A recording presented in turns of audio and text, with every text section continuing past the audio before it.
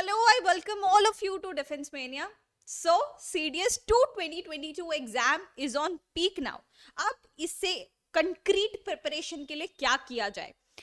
Tell me if I am right कि ये गलती रिपीट होती है या नहीं, चाहे आप इस लेवल का कॉम्पिटिटिव एग्जाम ले लो या कोई भी कॉलेज या स्कूल का एग्जाम ले लो. What we naturally tend to do is कि हम बहुत वास्ट सिलेबस पढ़ने लग जाते हैं. जब टाइम बहुत कम होता है, obviously we should read all the syllabus, but हम यहाँ पे बात कर रहे हैं जब टाइम बहुत ज्यादा कम हो, आपके पास टाइम की बहुत ज्यादा कमी हो, तब क्या किया जाए? तभी भी लोग मोटिवेशन नहीं छोड़ते हैं और बहुत ज्यादा रीड करना शुरू कर देते हैं और उन स्मॉल स्टफ को छोड़ देते हैं which actually can change your preparation upside down. इसका मतलब क्या है? ये तो बहुत वास्ट सिलेबस हो गया, इसको एक बार पढ़ोगे फिर रिवाइज करोगे, because without revision nothing is possible. आप सीडीएस में क्वेश्चन सॉल्व नहीं कर पाओगे and you tend to ignore the small things, जो छोटे छोटे टॉपिक्स हैं जो हर बार फॉर श्योर आपके पेपर में देखने को मिलते हैं and that can easily help you to clear your cut off your CDS exam. तो अब थोड़ा सा फोकस चेंज करके इस पे फोकस करते हैं, ठीक है? क्योंकि जो बच्चे एग्जाम को क्लियर करते हैं ना, they are not 90% and about students. मतलब उनको 90% एंड अबाउ मार्क्स आए हर जगह पे, उनको अच्छी खासी नॉलेज हो, ऐसा जरूरी नहीं है. उन्होंने बस टैक्टिकली पेपर को देखा होता है, टैक्टिकली उसके हिसाब से आपके एग्जाम की प्रिपरेशन की होती है and so that they are able to clear this very tough exam जो lakhs and lakhs of students clear नहीं कर पाते हैं. तो थोड़ा सा अपना फोकस चेंज करो because time is on constraint right now. तो we'll focus on the very important topics in this video so that you can clear your cutoff for your CDS 2 2022 exam very easily. So without any delay, let us just get started. I have put lots and lots of effort to make your presentation here क्योंकि images ज़्यादा आपको click होगी, ठीक है? PDF आप इसकी Telegram पे ले लेना. You can search out Defense Mania Telegram channel. You will find more than 25,000 subscribers over there. वहां से आप इस पीडीएफ को कलेक्ट करना मत भूलना, ठीक है? तो यहाँ पे ये पेन सिलेक्ट हो चुका है. सबसे पहले सेक्टर आता है हमारे डिफेंस का. अब देखो, ये डिफेंस में कमीशन होने के लिए एग्जाम है, तो you should know everything and everything about defence. इससे आपके हर एक सेक्टर में एक क्वेश्चन पक्का आने वाला है. फॉर एग्जाम्पल यहाँ पे मैं आपको लिख के दे रही हूँ, इंस्टीट्यूट के लोकेशंस पूछे जा सकते हैं. लाइक लास्ट ईयर आपसे पूछा गया था कि एनडीए कहाँ पे लोकेटेड है ना? ये तो बहुत इजी से सवाल हो गया. देन आपसे पूछ लिया जाएगा नेवल वॉर कॉलेज कहाँ पे है, तो you should know that. Then आपसे क्वेश्चन पूछे जाएंगे इक्विवेलेंट रैंक्स के. ये सिर्फ डिफेंस सेक्टर, ये हैशटैग नंबर 1 टॉपिक है. बाकी साइंस और पॉलिटी से भी अभी टॉपिक्स इसी वीडियो में हम कवर करने वाले हैं. आपके रैंक रिलेटेड क्वेश्चन हो गए, या तो जो भी करंट अफेयर्स में जो भी वेपन्स हैं वो आपसे पूछे जा सकते हैं. जैसे कि Pinaka system is what? It is a torpedo, it is rocket launcher system, it is a submarine और व्हाट? ये आपको वेपन्स के क्वेश्चन पूछे जा सकते हैं. तो ये 3 क्वेश्चन तो आपको हर बार मिलेंगे. तो let us go anti clockwise, north to south. सारे लोकेशंस एक बार देख लेते हैं. ये इंपॉर्टेंट डिफेंस ट्रेनिंग इंस्टीट्यूट्स हैं.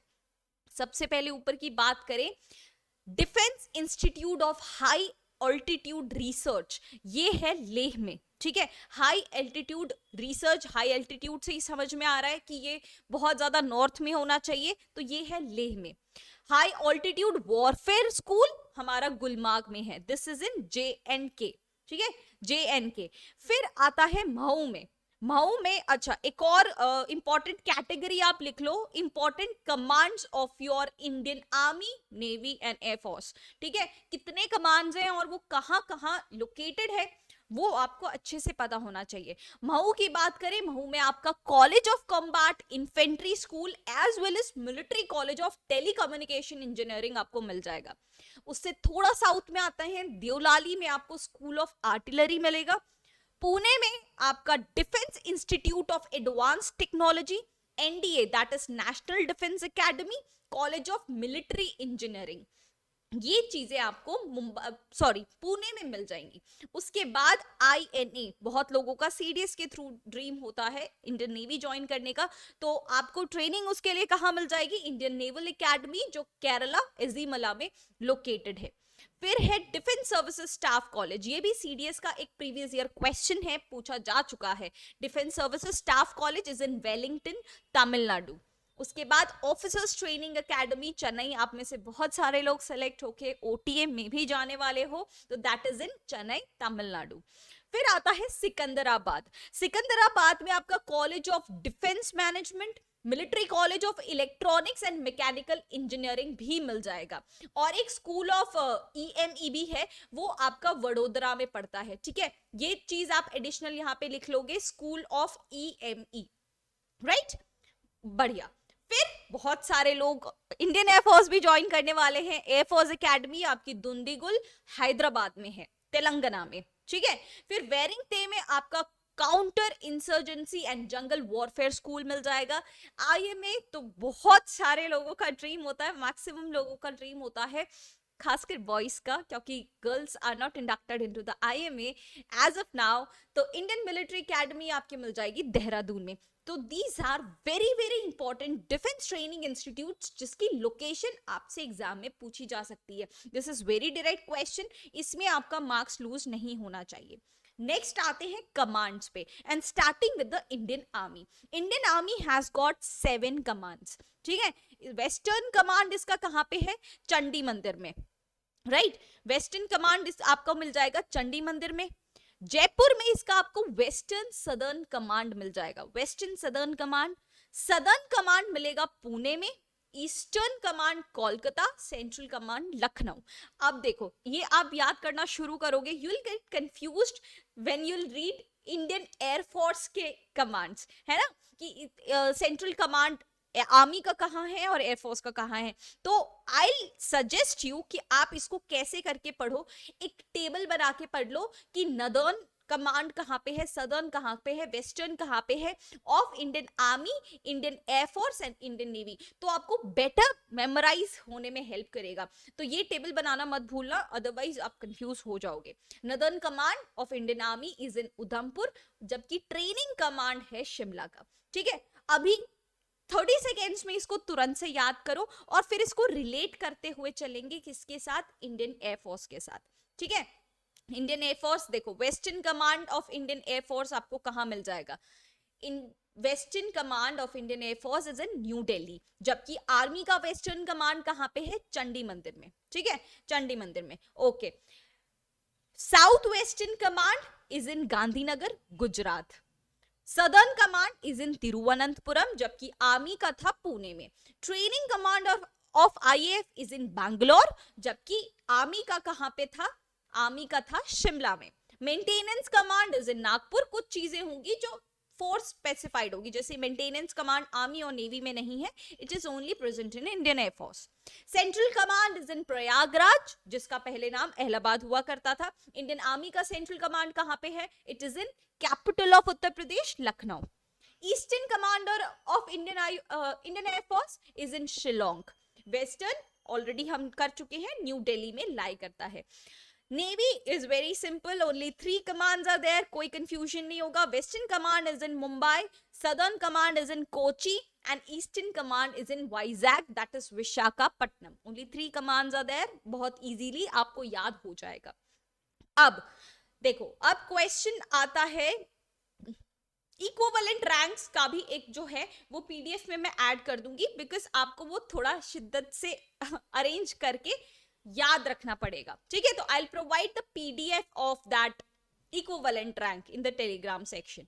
अब क्वेश्चन आता है विटामिन से। ठीक है, विटामिन से कितने क्वेश्चंस बनेंगे? सबसे पहले साइंटिफिक नेम ऑफ विटामिन्स, है ना, साइंटिफिक नेम्स पूछे जा सकते हैं आपको। Number 2 question would be deficiency होने से कौन सी डिसीजेस होंगी, डेफिशिएंसी डिसीजेस के बारे में आपसे क्वेश्चन पूछा जा सकता है। And number 3 would be the miscellaneous, जो कि टफ पेपर अगर चाहिए तो वो क्वेश्चन आ सकते हैं, ठीक है। तो सारे के सारे हम यहाँ पे देखते हैं। Basically there are two types of vitamins, that is fat soluble and water soluble, ठीक है। आप ये समझ सकते हो, कुछ पानी में घुलते हैं, कुछ तेल में घुलते हैं। पानी और तेल तो नहीं घुलता, तो कुछ पानी में घुलने वाले विटामिन्स हैं, कुछ तेल में घुलने वाले विटामिन्स हैं, ठीक है। Fat soluble are basically vitamin A, vitamin D, vitamin E और विटामिन के, ठीक है, ए डी ई के। जबकि वाटर सॉल्युबल विटामिन्स आपके होंगे विटामिन बी कॉम्प्लेक्स और विटामिन सी, ठीक है। डिटेल में देखते हैं इन सबको, स्टार्टिंग विद विटामिन ए, जिसको रेटिनॉल के नाम से जाना जाता है, ठीक है।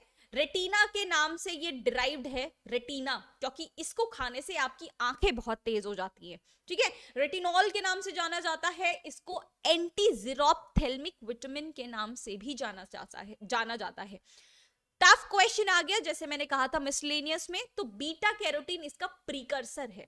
प्रीकर्सर क्या होता है, जिससे वो चीज बनती है। जैसे seed is the precursor of tree, मतलब एक सीड होगा वो ही आगे चल के ट्री बनेगा। तो beta carotene is the precursor of vitamin A और द रेटिनॉल। ये एक फैट सॉल्युबल विटामिन है, जिसकी कमी की वजह से आपको हाइपर किरेटोसिस हो सकता है, नाइट ब्लाइंडनेस हो सकता है, ज़ीरोफ्थेल्मिया या तो कीराटोमलेशिया हो सकता है। You can search about these diseases at a length, at a detail. अगर आपको साइंस में बहुत ज्यादा इंटरेस्ट है और आपके पास टाइम है तो please do search it out. फिर आता है विटामिन डी हमारा। Vitamin D is also known as calciferol. Calciferol calcium से थोड़ा मिलता जुलता आपको लग रहा है, ये खाने से आपकी हड्डियां बहुत मजबूत हो जाती हैं। It is again a fat soluble vitamin, जिसको ना खाने से आपको रिकेट्स या तो ऑस्टियोमलेशिया हो सकता है। ये सारे फूड्स आप खा सकते हो ताकि आपको रिकेट्स या तो ऑस्टियोमलेशिया ना हो, ठीक है। उसके बाद आता है विटामिन ई। विटामिन ई के डेली लाइफ एप्लीकेशंस बहुत ज्यादा हैं। इसको टोकोफेरॉल के नाम से जाना जाता है, एंटी स्टेरिलिटी विटामिन के नाम से जाना जाता है, विटामिन ब्यूटी के नाम से भी जाना जाता है। ऐसा क्यों? क्योंकि एंटी स्टेरिलिटी है ना, हमारी स्टेरिलिटी को इंप्रूव करने में बेसिकली ये विटामिन बहुत ज्यादा हेल्पफुल होता है, एज वेल एज बहुत सारे ब्यूटी प्रोडक्ट्स में या ब्यूटी एप्लीकेशंस में विटामिन ई की कैप्सूल्स को यूज किया जाता है। It is again a fat soluble vitamin, और इसको ना खाने से आपको हार्ट प्रॉब्लम्स हो सकती है, हीमोलाइसिस हो सकता है, मतलब आरबीसी का स्प्लिट या तो ब्रेकअप हो सकता है, और स्टेरिलिटी की प्रॉब्लम्स भी हो सकती है, रिप्रोडक्टिव ऑर्गन्स में भी आपको दिक्कत हो सकती है। ओके उसके बाद आता है विटामिन के, अगेन फैट सॉल्युबल विटामिन, जिसको फाइलोक्विनोन के नाम से जाना जाता है और एंटी कैंसर विटामिन के नाम से भी जाना जाता है। इसको नहीं खाओगे तो हैमरेज हो सकता है, ठीक है। विटामिन के का बहुत बड़ा रोल ब्लड क्लॉटिंग में भी होता है। ये क्वेश्चन भी सीडीएस में पूछा गया क्वेश्चन है, तो इसको आप याद रखोगे, मिसलेनियस कैटेगरी से बिलोंग करता है। ब्लड क्लॉटिंग में बहुत एसेंशियल रोल होता है विटामिन के का, इसीलिए विटामिन के की कमी की वजह से हेमरेज हो सकता है। मतलब आपका खून अगर एक बार लीक हुआ तो वो बहना ही शुरू हो जाएगा, and it will not heal up very quickly, इसलिए आपके बॉडी में लैक ऑफ ब्लड हो सकता है, ठीक है। ये सारी चीजें खाने से आपको विटामिन के की डेफिशिएंसी नहीं होगी। उसके बाद आता है हमारा विटामिन बी कॉम्प्लेक्स, थोड़ा सा कॉम्प्लेक्स है। विटामिन बी 1 2 3 4 ऐसे बहुत सारे विटामिन आपको मिल जाएंगे। B1 is known as thymine. ये सारे विटामिन बी कॉम्प्लेक्स पूरा ही वाटर सॉल्युबल विटामिन कैटेगरी से बिलोंग करता है। थायमीन, ठीक है, थायमीन की कमी की वजह से बेरी बेरी हो सकता है। Then comes vitamin B2 also known as riboflavin. CDS exam में इसको मैच द फॉलोइंग में पूछा गया था। सारे बी कॉम्प्लेक्स को एक साइड रखा था, उसके साइंटिफिक नेम्स को एक साइड रखा था। तो you have to be very very clever while selecting the match the following, इसमें कंफ्यूजन नहीं होनी चाहिए। राइबोफ्लेविन विटामिन B2, इसके डेफिशिएंसी की वजह से चाइलोसिस, स्लो ग्रोथ या तो सोर आईज भी हो सकता है, ठीक है। फिर आता है vitamin B3 which is known as niacin, nicotinic acid के नाम से जाना जाता है, और इसकी डेफिशिएंसी से होता है पेलाग्रा, ठीक है। पेलाग्रा इसकी डेफिशिएंसी से होगा। उसके बाद आता है vitamin B4 which is known as choline. Match the following का ये क्वेश्चन है, इसलिए याद रखोगे, वन लाइनर क्वेश्चन भी आ सकता है। Choline. B5 is pantothenic acid, B6 is pyridoxine, B7 को बायोटिन या तो विटामिन H के नाम से भी जाना जाता है। Vitamin B10 is the folic acid या तो फोलेट के नाम से भी ये जाना जाता है। विटामिन B12 बहुत बार सीडीएस इस क्वेश्चन को पूछ चुका है, this is nothing but cobalamin. ठीक है, कोबालामिन का नाम आपने बहुत बार सुना होगा अगर आपने साइंस ली होगी। Vitamin B12 is very very essential. ठीक है, उसके बाद आता है vitamin C. Vitamin C which is also known as ascorbic acid, ascorbic acid के नाम से जाना जाता है, वाटर सॉल्युबल विटामिन, और जिसकी कमी की वजह से स्कर्वी हो जाता है। ये एक टूथ डिसीज है, ठीक है, स्कर्वी हो सकता है। तो दिस इज द विटामिन्स। अब कुछ आते हैं मिनरल्स। ठीक है, मिनरल्स को आप यहाँ पे आसानी से रीड आउट कर सकते हो कि उसका बेसिक पर्पस क्या होता है। बहुत माइन्यूट क्वांटिटीज में हमें मिनरल्स चाहिए होते हैं, but they play very very role in functioning of your body. जैसे कैल्शियम आपके हेल्दी बोन, हेल्दी टीथ और इम्यून सिस्टम के लिए बहुत ज्यादा रिस्पॉन्सिबल होता है। सेम एज सोडियम, सोडियम आपके ब्लड प्रेशर और ब्लड वॉल्यूम के रेगुलेशन के लिए इंपॉर्टेंट है। नर्व्स एंड मसल के रेगुलेशन के लिए इंपॉर्टेंट है। अगर आपने नर्वस सिस्टम को अच्छे से पढ़ा होगा तो उसमें you will get to know कि बहुत सारे मसल फंक्शनिंग में Na+ का एक्सचेंज होता है और Ca2+ that is calcium and sodium का एक्सचेंज होता है ना। आयोडीन इज इंपॉर्टेंट, आपने टाटा नमक का नाम सुना होगा, iodine is very very important. उसमें भी एड में भी बोला गया है क्यों इंपॉर्टेंट है, it promotes the healthy hair, nails, skin and teeth. ये बॉडी का वेट और ग्रोथ सबसे ज्यादा, इसलिए आयोडीन इंपॉर्टेंट होता है हमारी बॉडी के लिए। Phosphorus. Phosphorus along with calcium is necessary for formation of bones and teeth. ठीक है, तो फॉस्फोरस को हम कैल्शियम के साथ लेंगे ताकि वो बोन की फॉर्मेशन को स्पीड अप कर सके and quality of bones are produced. ठीक है, तो ये मिनरल्स के एप्लीकेशंस है, इससे आपके क्वेश्चन आ सकते हैं। नाउ आपका next important the small topic जिसको आप इग्नोर नहीं कर सकते हो, this table is Indeed very very important. You can get as many as 2 to 3 questions luckily from this particular slide। ठीक है, इस पर्टिकुलर स्लाइड में क्या लिखा हुआ है, इसमें पॉलिटी से इंपॉर्टेंट सारे इंपॉर्टेंट पोर्टफोलियोज है ना, पोर्टफोलियोज बताए गए हैं, like president of India, vice president, CAG, attorney general of India and supreme court का जज। ये कौन से आर्टिकल नंबर से अपॉइंट होते हैं, इनका अपॉइंटमेंट कैसे होता है, इनकी क्वालिफिकेशंस क्या क्या होती हैं। बेसिकली आपको ये पोर्टफोलियोज को हासिल करना हो, लाइक प्रेसिडेंट बनना हो, तो आपकी क्वालिफिकेशंस क्या होनी चाहिए एंड रिलेटेड इंपॉर्टेंट पॉइंट्स। आप प्रीवियस ईयर पेपर को उठाओ, यहाँ से आपको इस पर्टिकुलर स्लाइड से बहुत सारे क्वेश्चंस मिल जाएंगे। आई नो आप पूरी लक्ष्मीकांत से देखते हो तो यू गेट कंफ्यूज, तो आप कंफ्यूजन हट गई है क्योंकि सब कुछ सामने लिखा है। जो भी कंफ्यूजन हो, प्रेसिडेंट में क्या था, वाइस प्रेसिडेंट में क्या था, तो विल गेट सॉल्व्ड हियर। ठीक है, प्रेसिडेंट की बात करें, ही is the first citizen of India, और अभी अभी नए प्रेसिडेंट बने हैं, अपॉइंट हुए हैं, new president of India. Please tell me in the comment section वो कितने वे प्रेसिडेंट है, लाइक 10th 11th 12th 13 14 15 16 कितने वे नंबर के प्रेसिडेंट हैं। Please do right in the comment section, क्योंकि इसी में सीडीएस ऐसा ही क्वेश्चन पूछती हैं कि who was the 15th president. आपको पता है कि पिछला गया प्रेसिडेंट कौन था, अभी जो अपॉइंट हुआ है वो कौन है, बट आपको नंबर याद नहीं होता है। तो please write down in the comment section, थोड़ा सा सर्च करके। ठीक है, he is the first citizen of India. Article 52 के अंतर्गत उनको अपॉइंट किया जाता है और उनका इनडायरेक्ट इलेक्शन होता है। डायरेक्ट हम प्रेसिडेंशियल इलेक्शन में पार्टिसिपेट नहीं कर सकते। और इनकी ओथ कौन दिलाता है, अगर आपने अभी देखा हो, chief justice of India administers the oath of president of India. ठीक है, वो शपथ कौन दिलाता है उनको, चीफ जस्टिस ऑफ इंडिया। अगर chief justice of India present ना हो तो कौन दिलाएगा, सीनियर मोस्ट जज ऑफ सुप्रीम कोर्ट, है ना, सुप्रीम कोर्ट के सीनियर मोस्ट जज। ओके, क्वालिफिकेशंस, अगर आपको प्रेसिडेंट बनना हो तो सबसे पहले आपके पास इंडिया की सिटीजनशिप होनी चाहिए, है ना, इंडिया की सिटीजनशिप होनी चाहिए, आपकी मिनिमम एज 35 इयर्स होनी चाहिए, और आपका कोई भी ऑफिस ऑफ प्रॉफिट नहीं होना चाहिए, कोई भी ऑफिस ऑफ प्रॉफिट नहीं होना चाहिए, और आप लोकसभा के मेंबर के लिए एलिजिबल होने चाहिए। Other important points are, tenure कितना होता है, नॉर्मली इट इज 5 years। अगर उनका रिमूवल कैसे होगा, वो खुद रेजिग्नेशन दे सकते हैं to the vice president of India, या तो उनका इम्पीचमेंट भी होता है, मतलब उनका फॉर्मल रिमूवल का तरीका कॉन्स्टिट्यूशन में आर्टिकल 61 में दिया हुआ है। ठीक है, ये बहुत बार क्वेश्चन पूछा गया है। Next is vice president of India, जिसको ex officio chairman of Rajya Sabha भी कहा जाता है। मतलब जो इनको सैलरी मिलती है वो एज अ वाइस प्रेसिडेंट नहीं मिलती है, वो इन्हें as a ex officio chairman of Rajya Sabha की मिलती है। ठीक है, he is the chairperson of Rajya Sabha.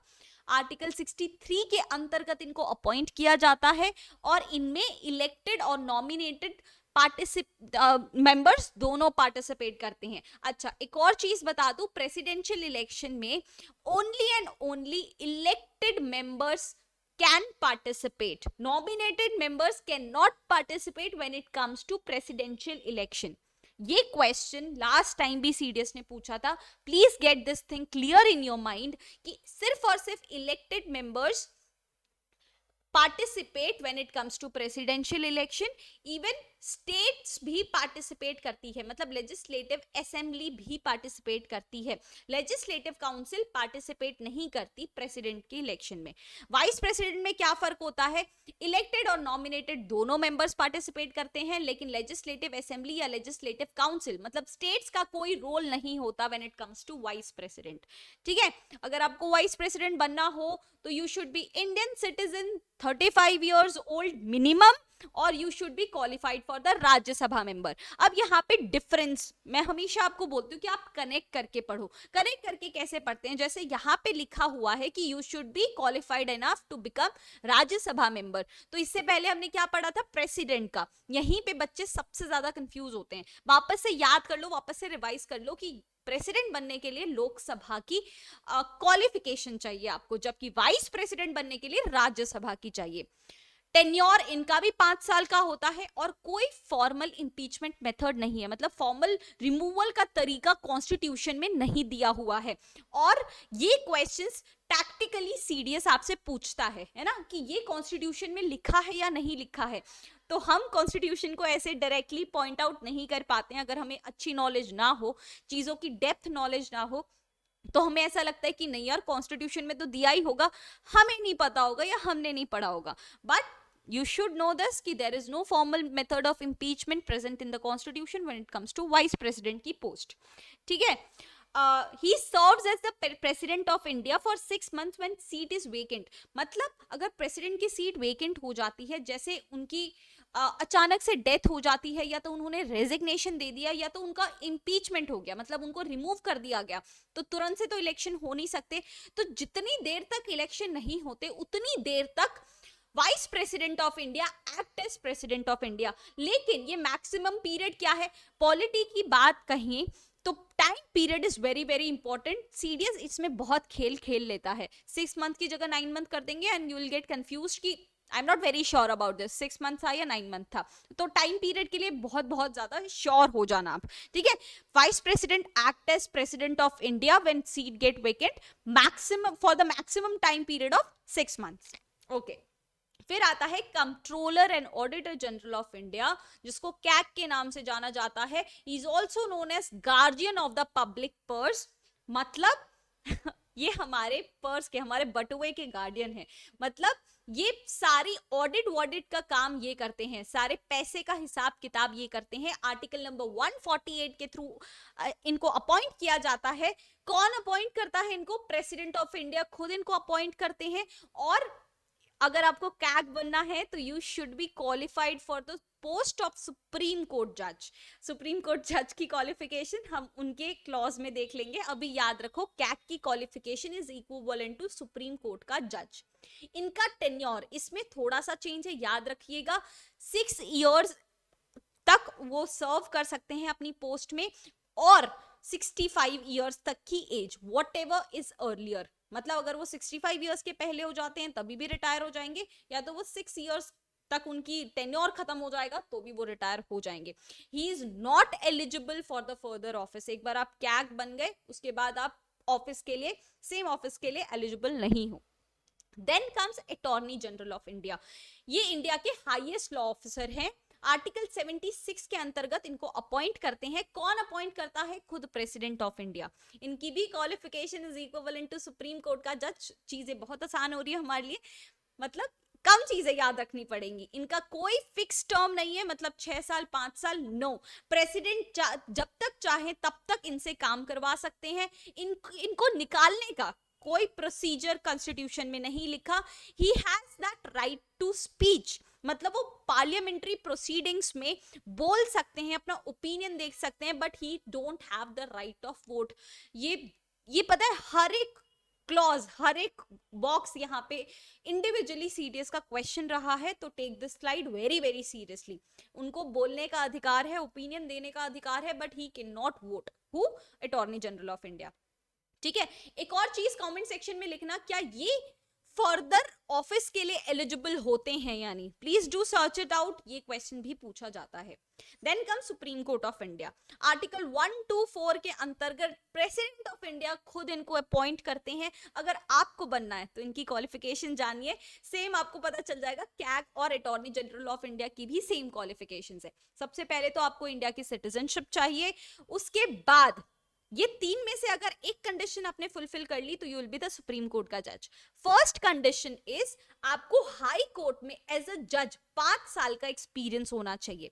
अगर आप जज नहीं हो, एडवोकेट हो, तो आपको 10 साल का एक्सपीरियंस चाहिए। अगर आपके पास कुछ ना हो बट प्रेसिडेंट के नजर में you are a distinguished jurist और यू आर एमिनेंट जूरिस्ट, तो भी आपको प्रेसिडेंट खुद रेकमेंड कर देंगे फॉर द सुप्रीम कोर्ट का जज की पोस्ट। ठीक है, ये क्वालिफिकेशंस हैं जो इक्वली एप्लीकेबल है for attorney general of India और कैग के लिए। ठीक है, इनमें कुछ इंपॉर्टेंट पॉइंट्स है जो एग्जाम में पूछे जाते हैं, वो क्या है?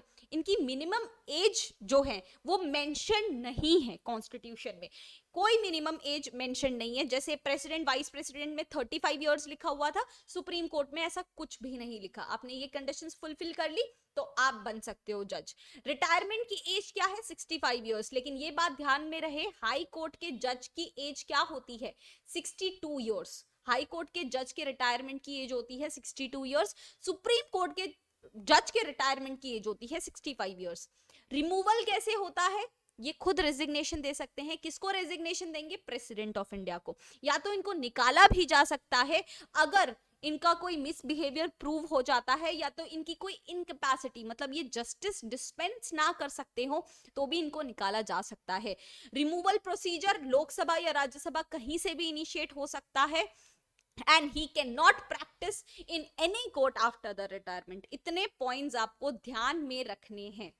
उसके बाद हमारे साइंस पोर्शन का सुपर इंपॉर्टेंट क्वेश्चन आता है about the convex and the concave lens.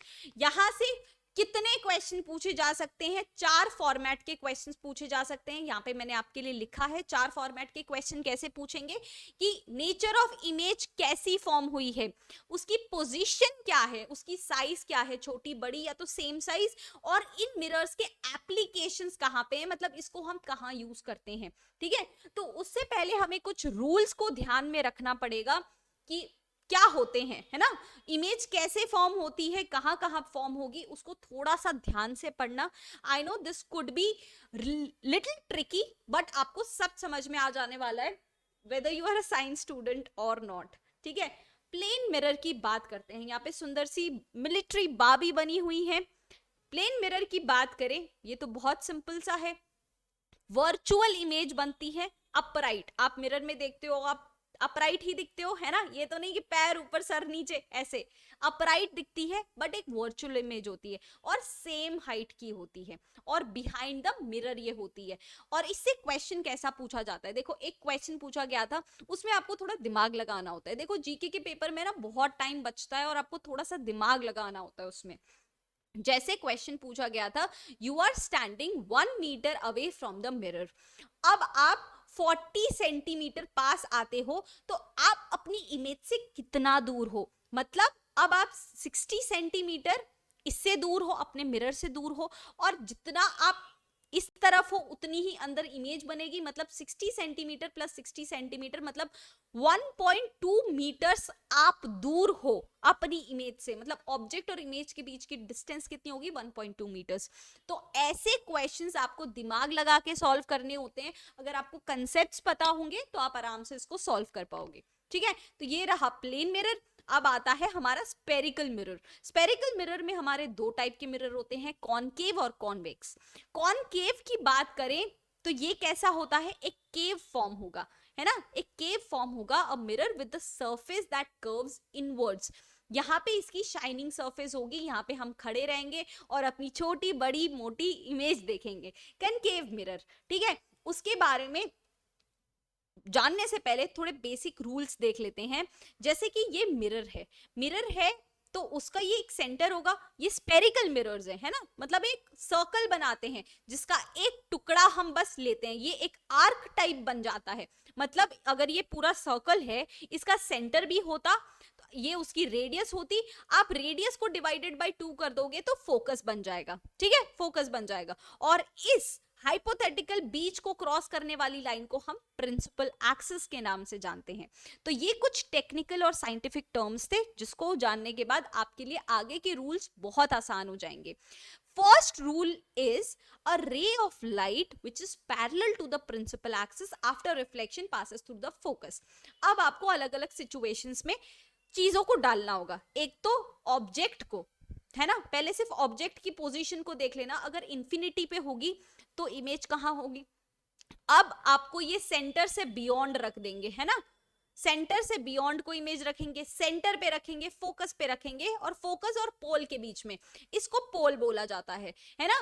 यहाँ पे अलग अलग जगह पे खड़े होने की कोशिश करेंगे और फिर देखेंगे कि इमेज कहां बन रही है। तो सबसे पहले आपने इंफिनिटी पे रखा आपने इमेज को, मतलब ऐसे लाइट रेस को पास किया, तो अब इमेज कहां फॉर्म होगी। जब आप इंफिनिटी पे ऑब्जेक्ट रखते हो तो हमेशा फोकस पे इमेज बनेगी when it comes to concave mirror. Concave mirror में इंफिनिटी पे चीज रखी है तो वो फोकस पे जाके रिफ्लेक्ट होगी, ठीक है। This is the rule number 1।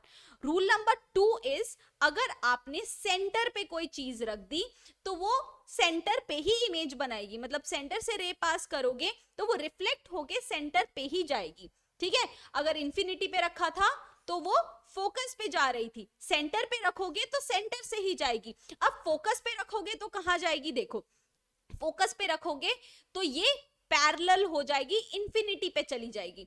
Got it, बहुत सिंपल है, नाइस। अब एक ये लास्ट रूल जो है, उसके बाद हमारे एप्लीकेशंस आएंगे। A ray of light which is incident at the pole, मतलब जो एंगल ऑफ इंसिडेंस होगा, सपोज ये 30 डिग्री है तो वो रिफ्लेक्ट भी 30 डिग्रीज पे ही होगी, मतलब angle of incidence will be equal to angle of reflection. इतनी सी बात ये करता है। अब ये सारे रूल्स यहाँ पे समअप है, एक बार 30 सेकेंड्स के लिए ध्यान से देख लो, तब आपको आगे की चीज बहुत अच्छे से समझ आने वाली है। ये है केस नंबर 1। हमने मिलिट्री बाबी को इंफिनिटी पे खड़ा कर दिया है ना, ये इंफिनिटी आप मान लोगे तो इसकी इमेज कहाँ पे बनेगी, फोकस पे बनेगी। इमेज कैसी होगी, रियल होगी, इन्वर्टेड होगी और बहुत ही छोटी होगी साइज में, ठीक है। रियल, इन्वर्टेड और डिमिनिश्ड। आपको एक और ट्रिक बता दूं, अगर रियल इमेज बनेगी तो वो हमेशा इन्वर्टेड होगी, और अगर वर्चुअल इमेज बनती है तो वो हमेशा अपराइट होगी। ये कॉम्बिनेशन चलता है ऐसा, ठीक है, ये कॉम्बिनेशन चलता है और ये बहुत छोटी होगी साइज में, ठीक है। ओके, केस नंबर 2 में क्या होगा, आप सेंटर पे खड़ा कर दोगे मिलिट्री बाबी को तो क्या होगा, सेंटर पे ही इमेज बनेगी, रियल होगी, इन्वर्टेड होगी और सेम साइज की होगी। अब आपको ये ध्यान रखना है, ट्रिक बताती हूं मैं आपको, तो कोई कंफ्यूजन नहीं होगा।